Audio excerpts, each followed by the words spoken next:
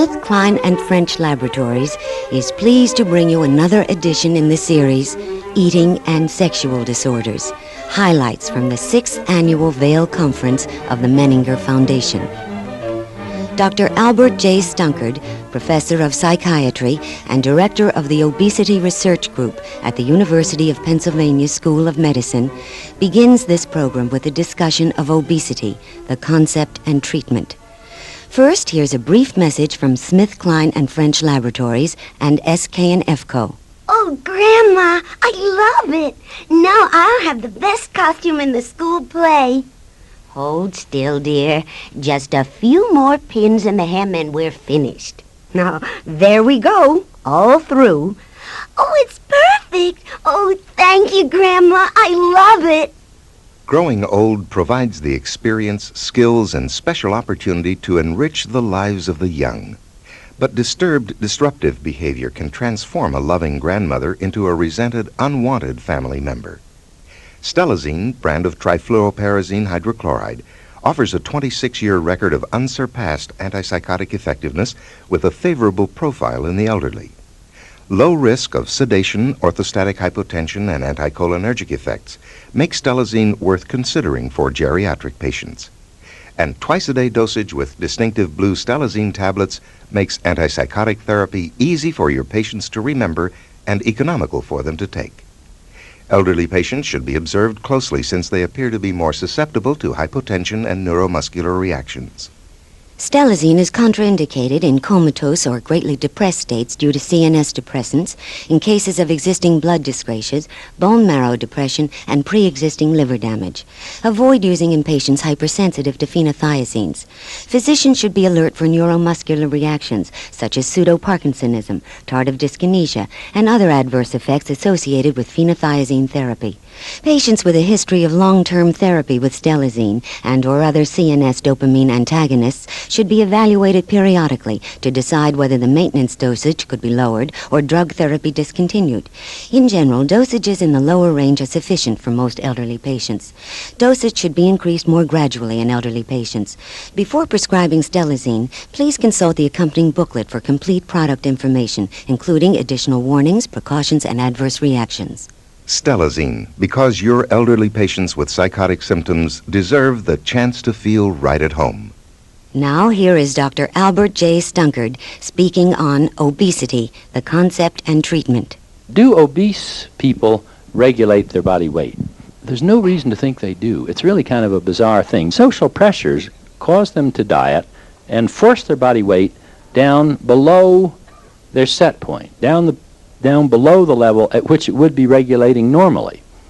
You might have a body weight that's supposed to be 250 pounds and you're 220 pounds. You're still statistically overweight, but you're biologically underweight. This idea about set point is that the body weight of animals of normal weight was very highly regulated. That is, that it continued on more or less the same. If you pushed it down by starving the animal, it came back up. If you raised it up by tube feeding the animal, then you stopped those, it would come back down to normal. And in the idea is that with these obese animals that the body weight set point has been elevated. The mind of most obese people is working frantically all the time to try to hold down their body weight, and then they get sick, they get depressed, particularly depressed, body weight goes back up. So three major problems in the treatment of obesity that formerly were ascribed to oral fixation, oral regression, that kind of thing, now can be viewed in a different context. Number one, difficulty in losing weight. If a person is at their set point, what they biologically should weigh, but society tells them they're too heavy, they diet down, they're already below their set point, they're already controlling their body weight, but maybe they're still above the statistical norm. When they try to diet, they're facing very powerful biological pressures that is pushing that weight up. Two, if they persist in this effort and diet, despite every signal coming from their bodies, they begin to feel badly, depressed, anxious, irritable. And then finally, when you finish the diet, there's these tremendous pressures to push the body weight back up to set point, and that accounts for the regaining of weight. It looks like there's some kinds of treatment that may actually affect the set point and others that may not. For example, the surgical treatments look to me as if they actually do lower the body weight set point. And it's quite possible that physical activity may help to regulate body weight set point. There are two kinds of treatment that probably don't, and one is pharmacotherapy, drug therapy of obesity. It looks like it may lower the body weight set point as long as you're taking the drug, and then when you stop taking the drug, set point goes back up. Finally, behavior therapy, which probably doesn't have any effect on body weight set point. What sets the set point? One of the fine candidates is the number of fat cells you have. If you're hyperplastic, hypercellular, you have too many fat cells, that may very well be what sets your set point, because you can't be thin without each individual fat cell being smaller. You can be fat in two ways. You can have too many fat cells, or each individual fat cell can be too large. And there's a lot of leeway there. Normal weight person may have 25 billion fat cells, and an obese person may have 50, 75, 100. Mildly obese people are by and large hypertrophic. That means their fat cells are too large. They don't have too many fat cells. Obese people are always hyperplastic, that is, very obese, severely obese people.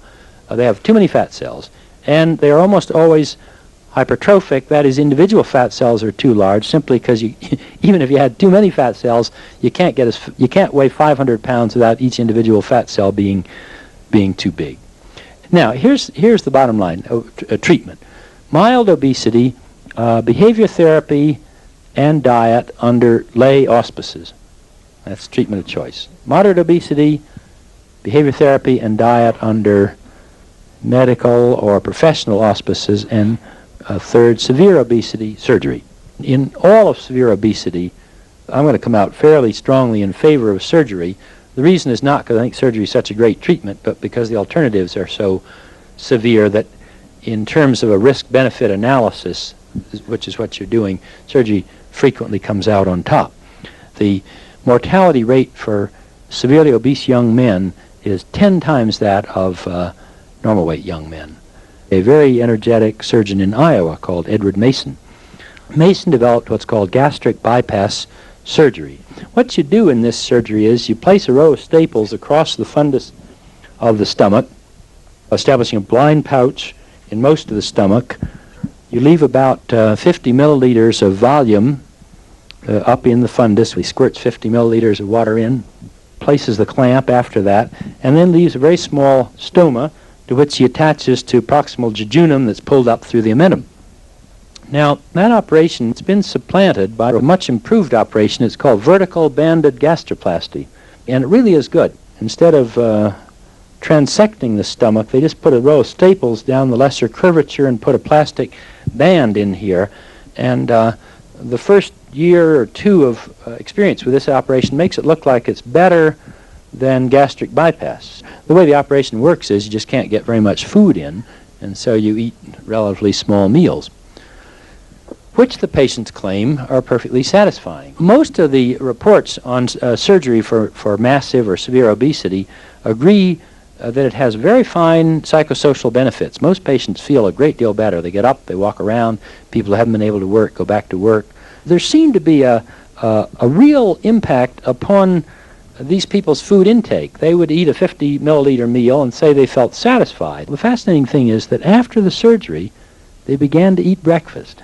They weren't binging, they weren't eating large meals.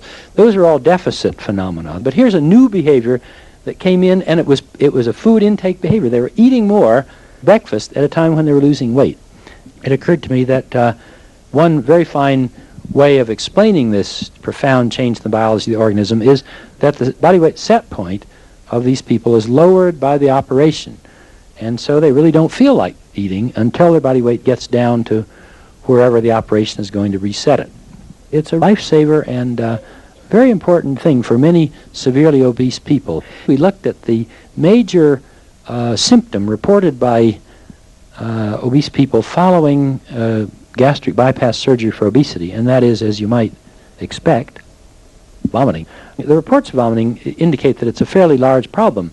What happens, about a third of these patients who don't vomit very much 6 months and a year down the pike begin to think that they had a lot of vomiting, and they report that, and so that's now in the literature that vomiting is a moderately severe problem with severe obesity following the surgery, and in fact it probably isn't much of a problem. The average amount of vomiting during the first month after treatment was 2.5 times a week, which was about 5 times less than the reports in the literature. There does seem to be one contraindication, and that is alcoholism, because 2 alcoholics slipped through our net.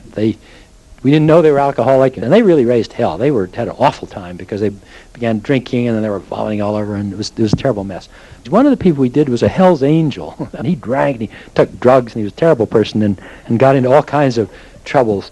But generally, it's surprising how well people do with this thing. Moderate obesity is a really tough one. It's the most problematic of the forms of obesity to treat. And the 2 methods that we've recommended are behavior modification and diet under medical auspices. This was a study that I did with a young psychologist called Linda Craighead.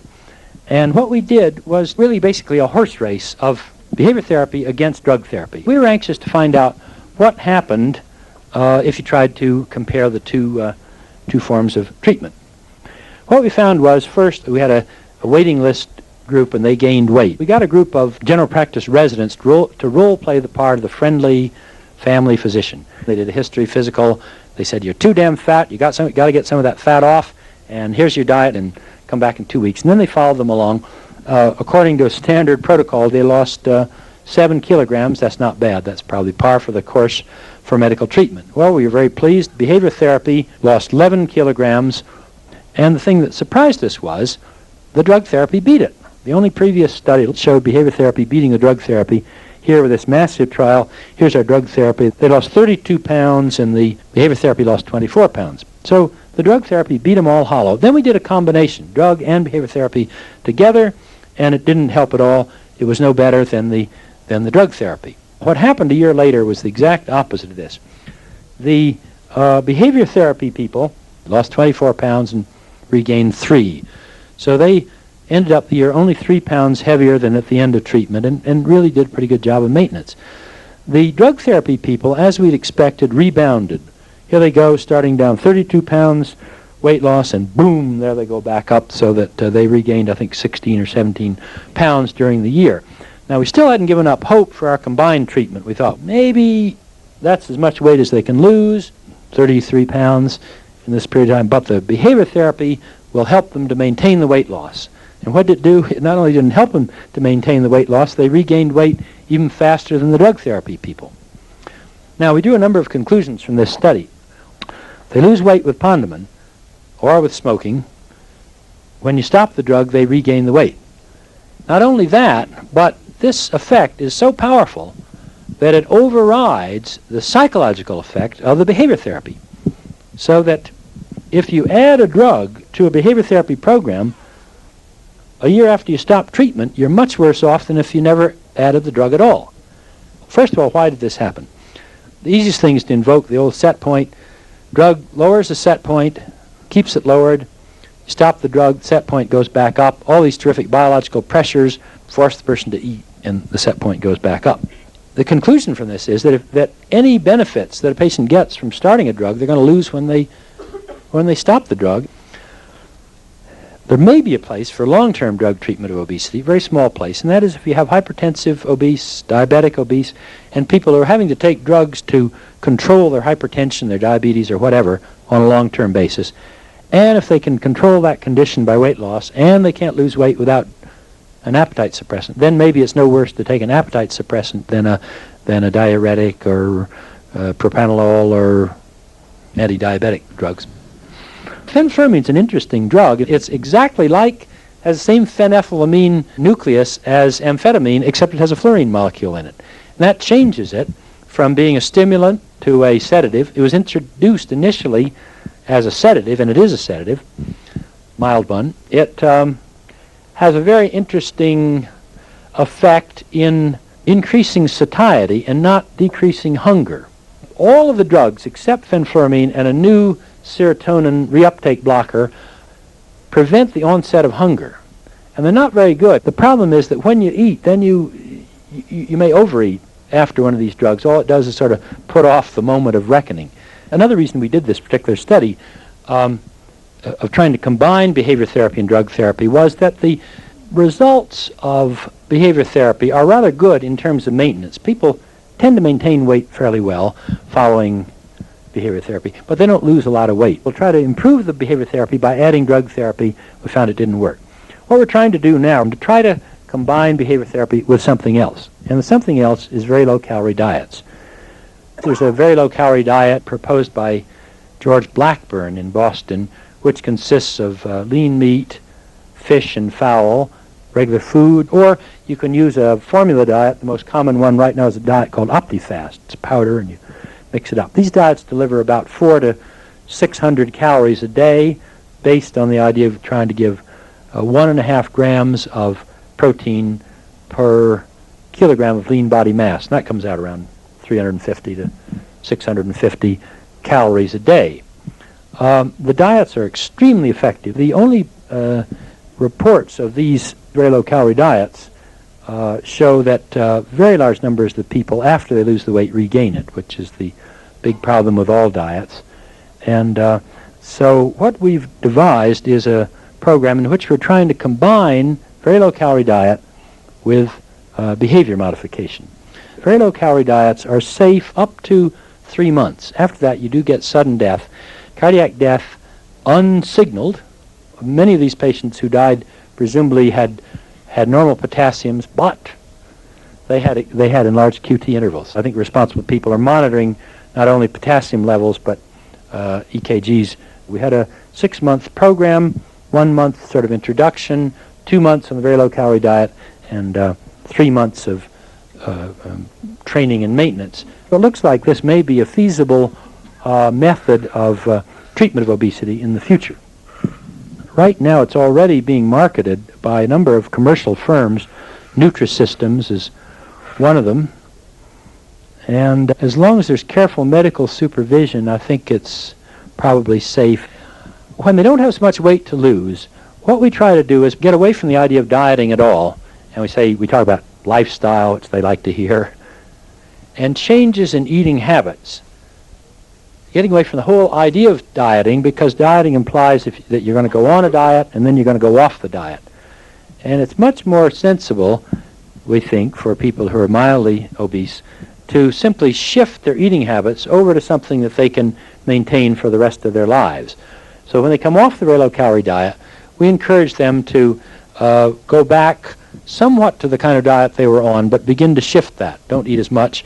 And the basic message is to try to constantly reduce the amount of fat in the diet, because almost all these people come in 40-45% fat in the diet, and if they can get down to 35%, some of them go 30%, that's good. And that means very specifically, less butter and high-fat cheeses and ice cream and all the good things in life. Eat more vegetables, fruits, and cereals. The cereals include bread, and the rougher and more unmilled the flour in the bread, the better. Actually, if you eat more of these complex carbohydrates with a lot of fiber, you're not as hungry, and then you're not as tempted to eat the high fat. Treatment of mild obesity is the treatment of choice is behavior therapy, and let me just go through briefly what that involves. When it started off, behavior therapy of obesity was very much informed by a model of applied behavioral analysis. This is a way of looking at behavior in terms of the antecedents of the behavior itself, and the consequences. So you look for what sort of precipitates eating. Well, one very obvious thing is having a lot of food around the house and chocolates on all the tables. So you remove the chocolates. You try to control those stimuli by having in the refrigerator either a lot of raw carrots or foods that have to be cooked, and put a 15-minute time delay function in there. What about other forms of stimuli? For example, watching television. A lot of people eat while they're watching television, and after a while, television may come to control their behavior. They sit down, and the next thing they do is reach for a pretzel. So no eating while you're watching television. Don't read the newspaper and eat. Focus your attention. Stimulus control, the antecedents of the behavior. One of the ideas is to slow down the behavior. The old idea was that fat people ate too fast, and you've got to slow down their eating. So we began to go back and reevaluate behavior therapy. How could it be improved? And one of the ideas was, well, slow the eating because obese people eat too fast. So we went out and we did a bunch of studies and found out that obese people don't eat too fast. They eat about the same as anybody else. Well, of course, it could be helpful, even if they aren't eating too fast. If it takes them 45 minutes to eat a small meal, that certainly slows down the automaticity of this. Trying to set up a whole series of reinforcements to help the person to carry out the stimulus control and slowing the act of eating. There are 4 elements in addition. One is self-monitoring, or keeping a record of everything you're doing. And you have these big monitoring sheets and you write everything down. Now initially that was introduced in behavior therapy of obesity to help people to find out when they ate so you could help them construct better methods of eating. But one of the other things is that self-monitoring itself seems to have an important effect. The effect may be no more than keeping people so busy filling out forms that they don't have time to eat. But also it does seem to give a person a sense of control over their life. So self-monitoring is quite important. Another aspect of the standard current behavioral treatments is sensible eating habits, as we've discussed. Third one has to do with cognitive restructuring. Obese people have these negative thoughts, and they say, well, it's all in my genes, there's nothing I can do about it, or it must be hormones, or a whole bunch of things. You train them to keep track of all the thoughts, and then to have counter thoughts, and then keep track of the counter thoughts, and gradually, if they do it right, the sort of negative thoughts will drop out. Now, the fourth aspect is exercise, and that probably is enormously important. Increasing physical activity has a number of good effects. One, it burns up calories. It doesn't burn up a lot of calories, but if you continue at it and increase your physical activity, you burn up some. Second, it almost certainly has very, very powerful psychological effects. The third reason is that obese people, if they exercise, they probably decrease their appetite instead of increasing it.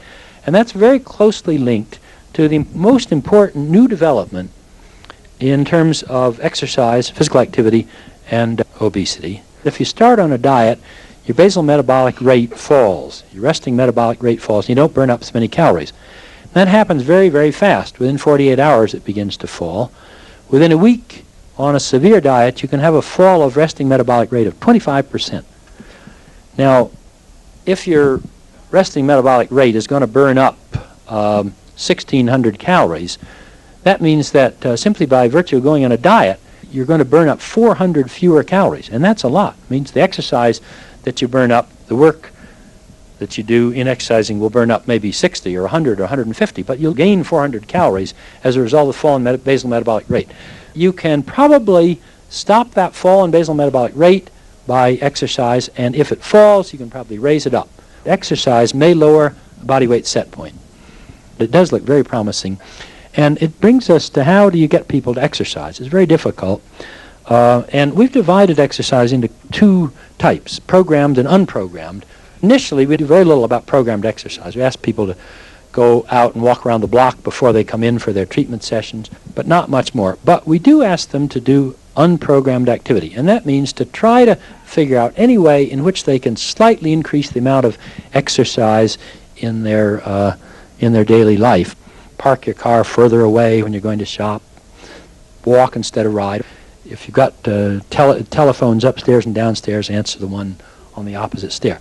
And increase this. And a very nice study has shown that although people lose a little more weight and are somewhat more cardiovascularly fit after programmed exercise, 1 year later, they've all relapsed, and the unprogrammed people are doing better.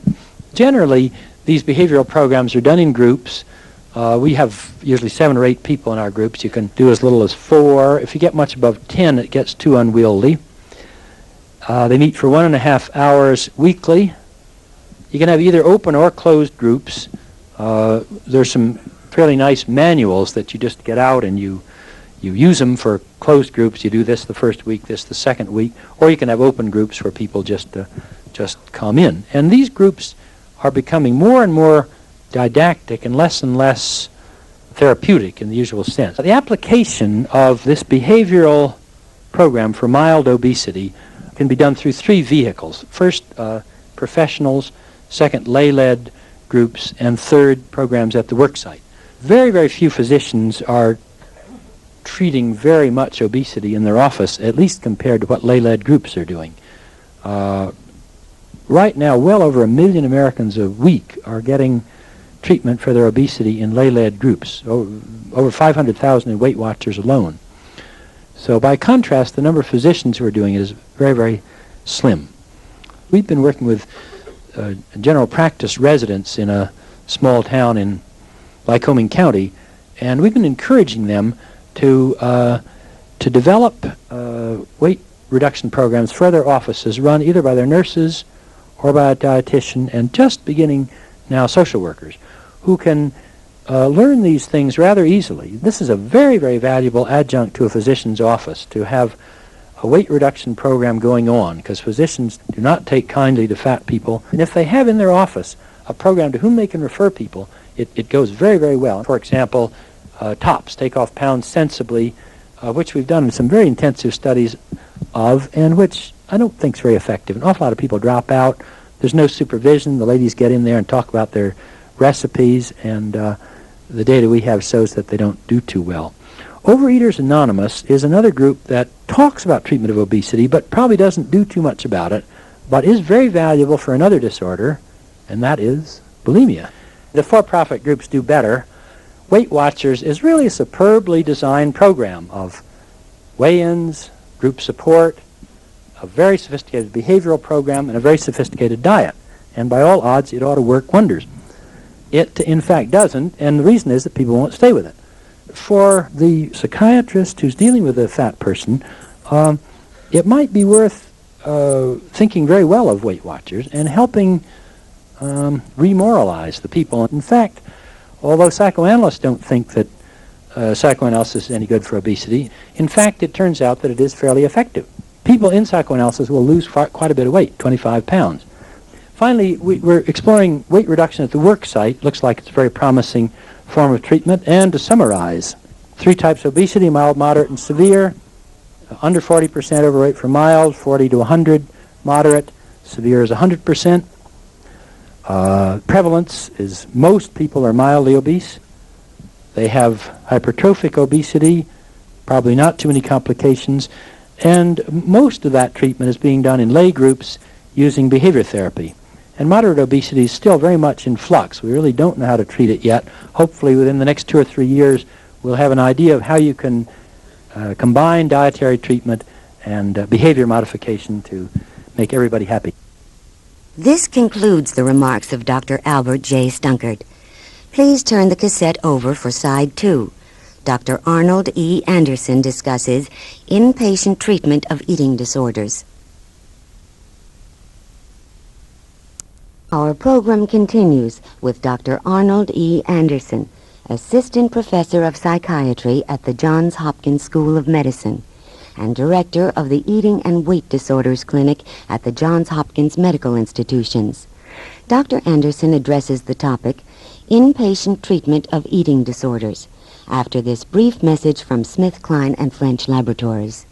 Serious medical complications and costly hospitalizations often are precipitated by patients' failure to follow the regimen prescribed by physicians for chronic diseases and various psychiatric disorders.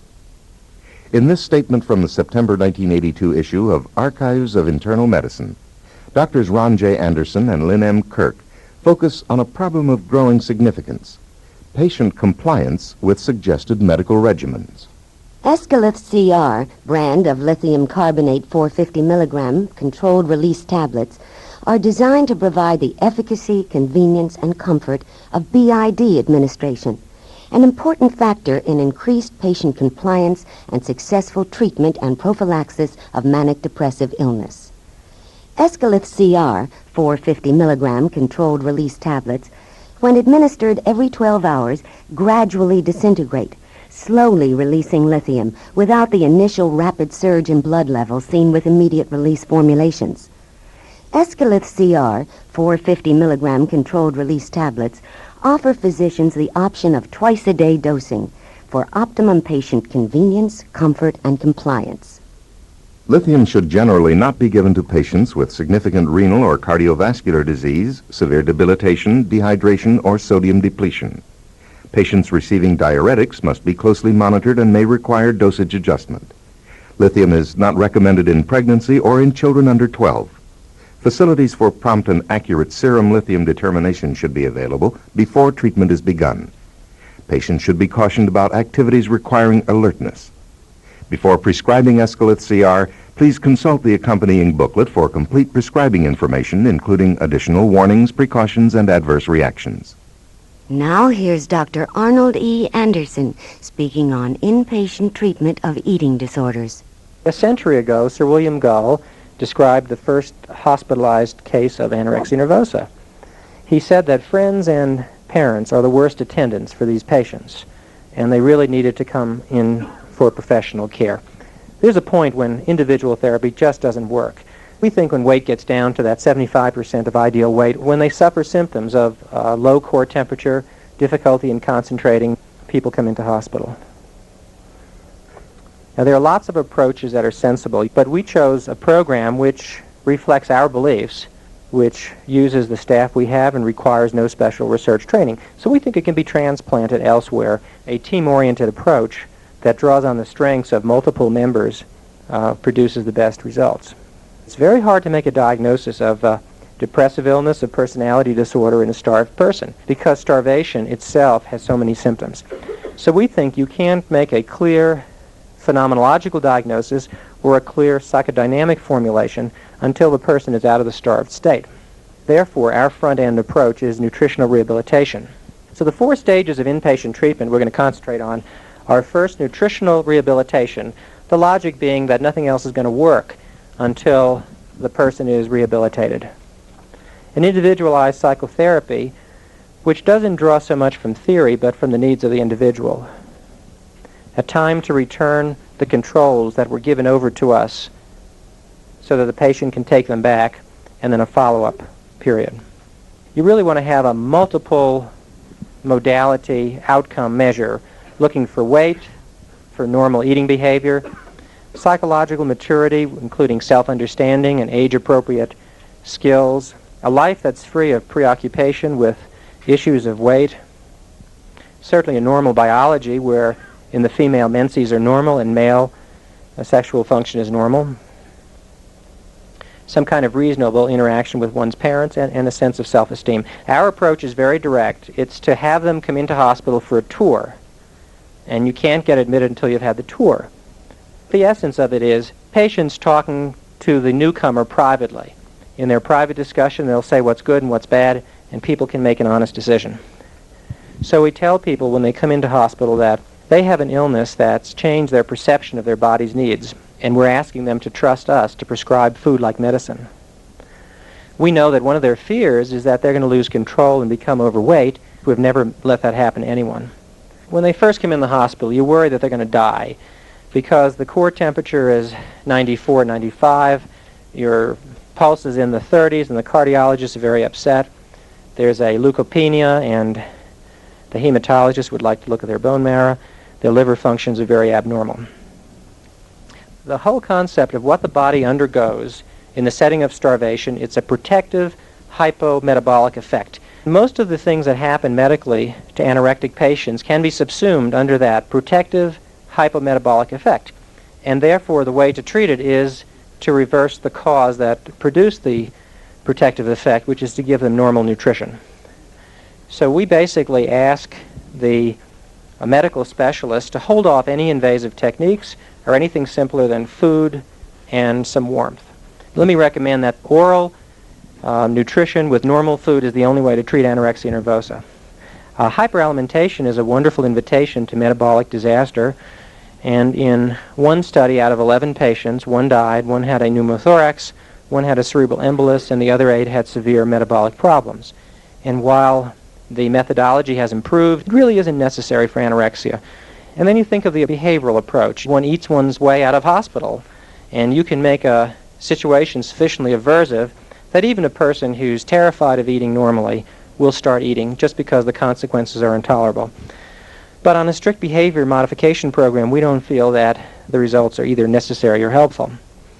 And then there's the approach of, well, if you don't eat your meal, we're going to stick a tube down. We believe that that's not necessary either.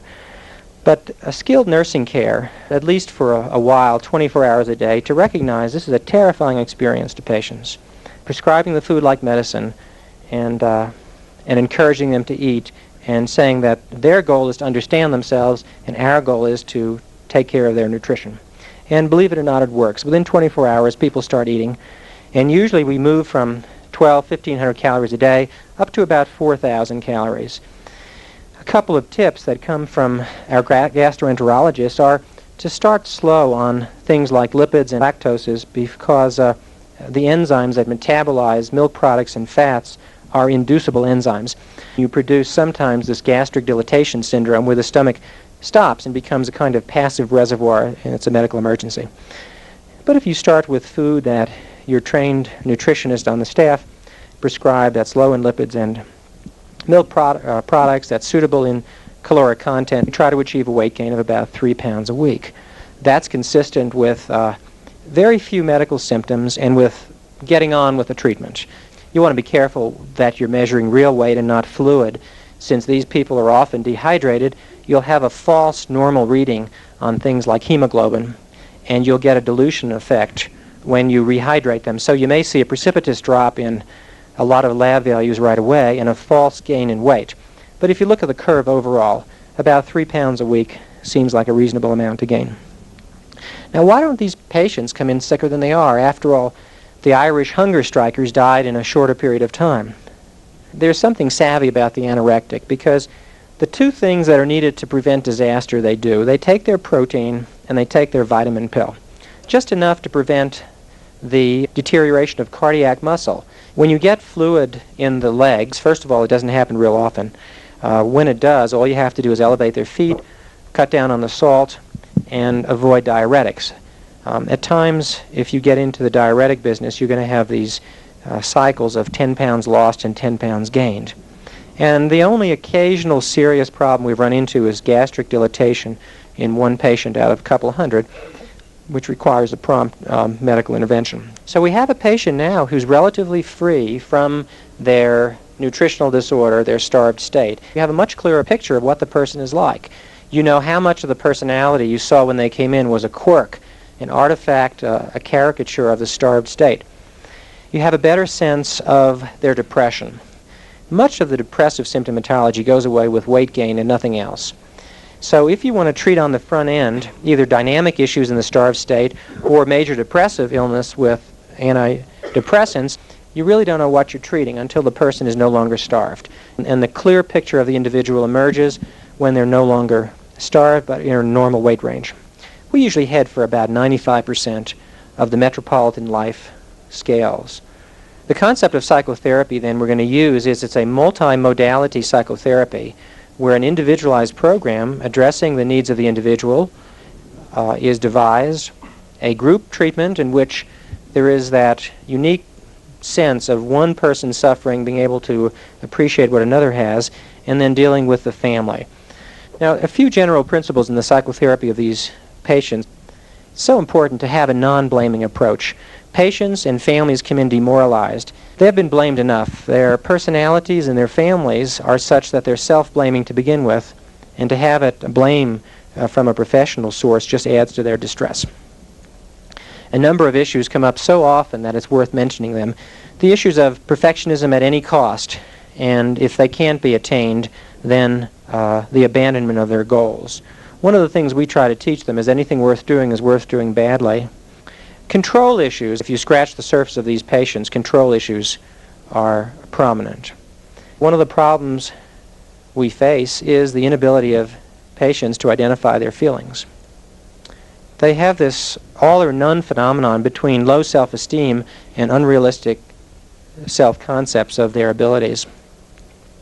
And eventually their use of food is an all-purpose mechanism to express many of life's basic problems. 4 of the problems we find often in the families of these patients. Unclear boundaries, difficulty in setting limits on the child, the guilt of the parents, and everyone's feeling responsible for everyone else. While perhaps 60% of our families do seem to be close binding families, that in a fair number of them, maybe 30%, the child is rather an orphan, and parents are off into their own world, and a certain number of families are quite apple pie normal, and we're going to have to look within the psychopathology of the individual rather than into the family to find the cause for anorexia in these patients. Some of the psychological testing we do, the projective tests are so dependent on the skill of the individual interpreting them.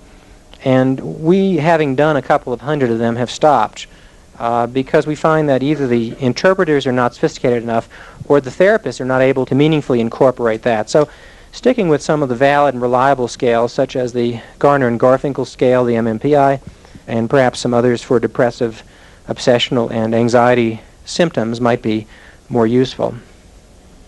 Anorexia is a response to a developmental crisis in which this is a solution, it's a pseudo-solution, but it's one that works. It works with an enormous price tag of psychological distress and physical distress.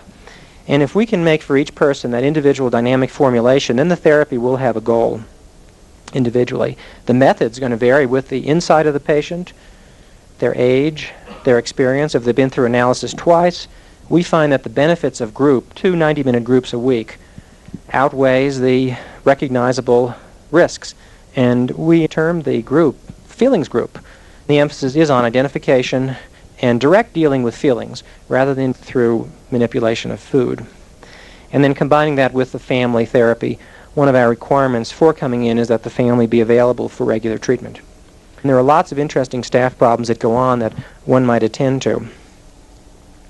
The reasons why staff want to work with these patients vary a lot. Former anorectic and bulimics who want to get immersed in the details of food preparation and in the details of the eating behaviors of these patients. So you might attend to a bit of the reason for why staff might be interested if you're selecting staff. We have to deal sometimes with the occasional staff person who really is not suited for working on this kind of a ward.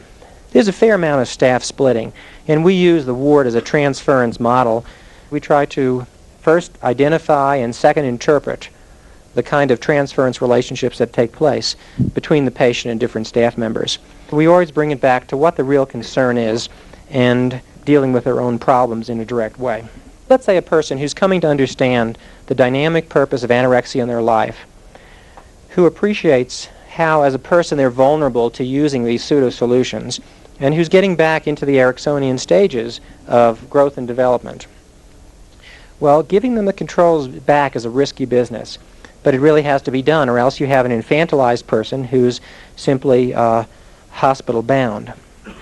We do this by trying to get out into the real world and desensitizing people, having them order with a nurse at their side in street dress, learning to go to family functions which are filled with food and many questions asked about a person's weight. We encourage them to make mistakes, to come back and talk to us about it. This usually takes 3 or 4 weeks, and it's certainly not over at the time they leave hospital. And then there's the time they leave. There's always a period of falling apart when people leave hospital in some of the obvious things such as weight. About 55% of our patients are within 15% of the metropolitan life statistics. So the majority of them are out of danger. The term cure probably is not appropriate for anorexia nervosa. We try to teach these patients that they're vulnerable rather than cured. It's such an elementary kind of thing. This feeling of fatness becomes a smoke detector for any kind of unidentified stress, concealed anger, anxiety, whatever. So our goal would be to live life without the psychopathological feature of the fear of fatness. But since we often don't succeed, we try to turn it around and use it in the service of the ego, which is helping people recognize that when they feel fat and they're not, they haven't changed, that's a wonderful way to recognize there's something going on that needs to be identified and dealt with in a more direct way. And the more insightful they are, the more able they are to use a symptom of the illness in their service rather than their disservice. One of our long-term concerns is the socialization of these patients. The sick world justifies a lot of changes in social behaviors. You can be helpless and dependent. When you've done this for years, you don't automatically get out of it because your weight is normal, your formal psychopathology is improved.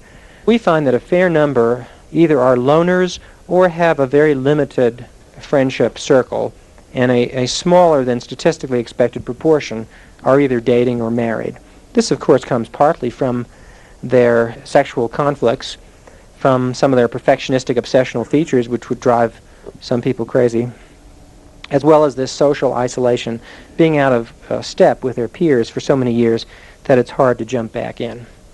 I certainly think that an organized treatment program where the patient comes regularly for therapy once or twice a week with a skilled person experienced with eating disorders, treating symptoms as they come along, but continuing to encourage the growth and individuation of them as human beings, the fewer the relapses. Let's look at this bulimia issue.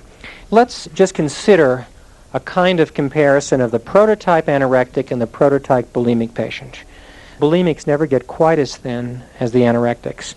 The little food that's put down there is going to get grabbed up.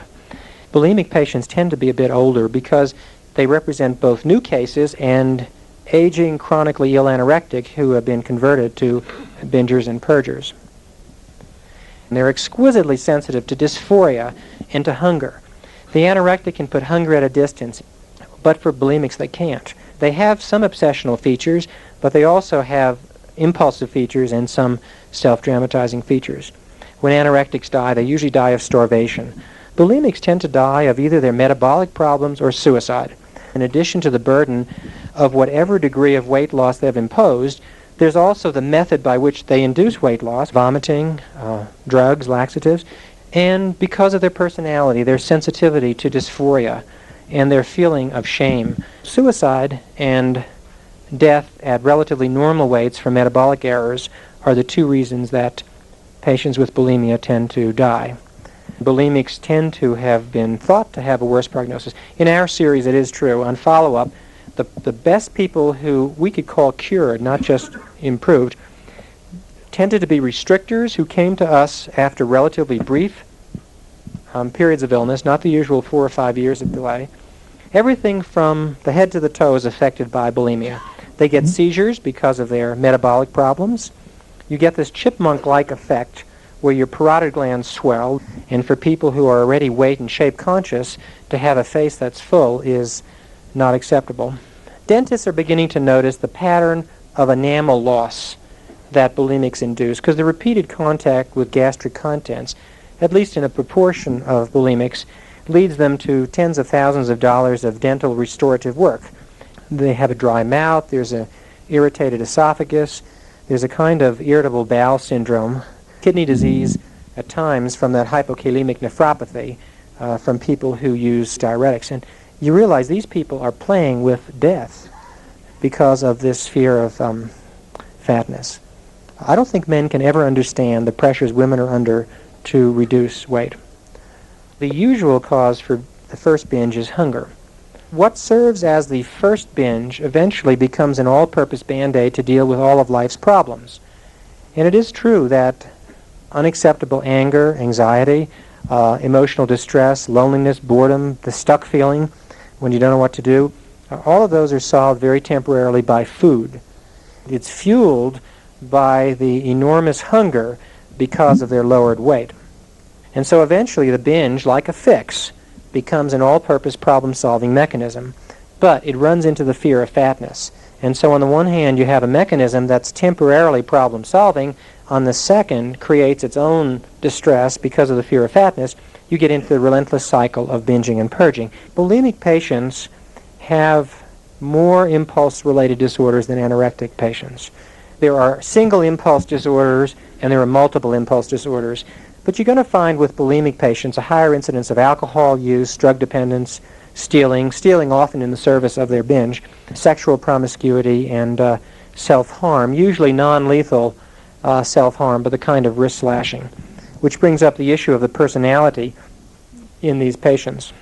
While they overlap with anorectic patients in some of their obsessional features, there's a much broader spectrum of personality with the bulimic patients. A lot of them are very normal, middle-class community citizens who wouldn't do any of the terrible things that I mentioned. But at the other extreme, you find people who are really globally disordered. What we're talking about, people are not crazy, but they're very sick, and they're kind of almost crazy, and nobody quite knows how to treat them. When you find a bulimic patient who has the borderline features, then the whole therapeutic relationship, which serves as the means for establishing a dynamic psychotherapeutic intervention, now is complicated by the fact that borderline patients don't do very well with that kind of psychotherapy. Well, when should you bring a bulimic patient into hospital? In general, don't, because most patients with bulimia can and should be treated as outpatients. So many problems happen when they come into hospital. They become much more regressive and dependent, but sometimes it's necessary. When their weight goes very low, then for the same reason that anorectic patients are treated, when their metabolic problems become so severe that really they are in danger of cardiac arrest or they have kidney damage. Sometimes the family is so sick of them, there is just no possibility of having a kind of intervention on the outside in order to do some separating from a family that's in distress, to give them a break, to have a new start. It helps to come in to hospital. Usually the bulimia comes in because they're out of control and they have metabolic problems and they're depressed with thoughts of self-harm. The treatment you can analogize with the anorectic patient. To the extent their weight's under healthy weight, one wants to bring their weight back up to the point where hunger is only present before meals. It's not present all the time. Getting them to accept that they might be a person who's going to be 10 or 15 pounds above their peers, and that's right for them. That's hard to do, but I think it's going to be important to free them of the chronic pressure of starvation. And then dealing with bulimia, the binging and purging as a pseudo-solution, having cut down on the pressure from the hunger, if we can get them to keep diaries, recording their urges to binge, and making some connection with what's going on around them, and bring that into the therapeutic situation, they're very often, for the first time, able to make connections between the binge as a problem solver. We want to find ways to deal with whatever it's doing for you that are less demoralizing, that are less costly, literally, as well as in physical terms. So we try to develop an observing ego that can help a person say, I'm having an incredibly strong urge to binge, and I feel really, really angry, and I want to go and have something to eat. But what do I really want to do? So once you can develop some clarification of what the real feeling states are, and have the observing ego make decisions about that, you can then make choices that are in the service of the patient rather than the disservice.